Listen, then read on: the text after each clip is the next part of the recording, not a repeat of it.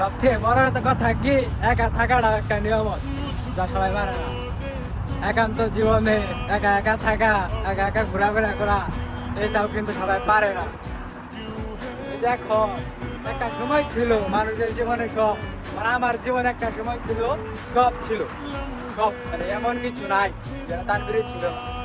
আর আজকে এমন একটা দিন পার করতেছি, মানে যে দিনে আমার কিছু নাই। আমি একা একা রাস্তাতে ঘুরছি, কেউ নাই আমার, আমি নিশ্চয়। আজ আমি বামে তাকাই, কেউ নাই, ডানে তাকাই, কেউ নাই। মানে এটা সময়, সময় আসলে অনেক স্বার্থপর।